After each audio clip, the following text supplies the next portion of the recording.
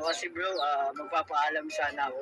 Kalingap David umalis na pala sa Kalingap, may dahilan kaya ang pag-alis niya. Yan malalaman na natin yan mamaya.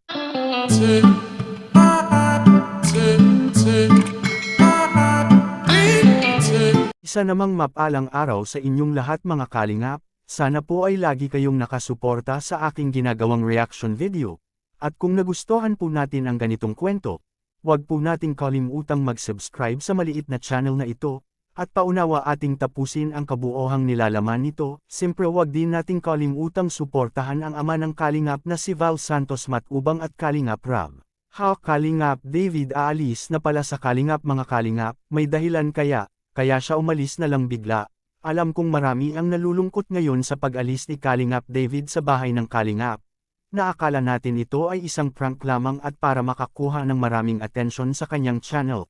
Ngunit hindi pala mga Kalingap pagkat totoo pala ang kanyang sinasabi sa kanyang video na aalis na siya, para lumayo muna sa diet at humanap ng ibang opportunity mga Kalingap na aayon sa kanya. At bakit naman kaya siya hahanap ng ibang opportunity na masaya naman siya sa kanyang ginagawa ngayon? Lalo na sa kanyang bagong love team ngayon na sinimulan niya mga Kalingap. Tila mawawala na lang ang lahat ng iyon na parang bula lamang. Nakakalungkot po ang biglaang desisyon ni Kalingap David lalo na sa kanyang mga solid fans at viewers, ay malulungkot na naman ito sa kanyang pag-alis na mawalan na naman sila ng isa pang members ng Kalingap na si Kalingap David.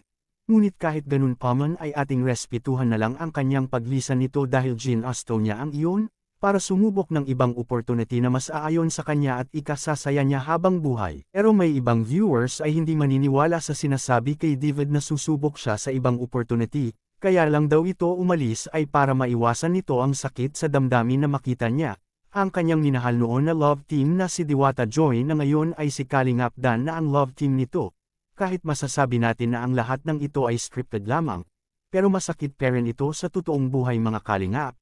Kaya nga umalis noon si Medeth sa diet para maiwasan niya ang sakit na mararamdaman, na makita niya si Kalingap Dan at Diwata Joy na magkasama na, kaya tama lang talaga na gawin din iyon ni Kalingap David na aalis na din siya, para hindi siya lalong masasaktan kung magkasama-sama sila, at ito ang kuha mga Kalingap na nagpapatunay na aalis na siya at pupunta sa malayo.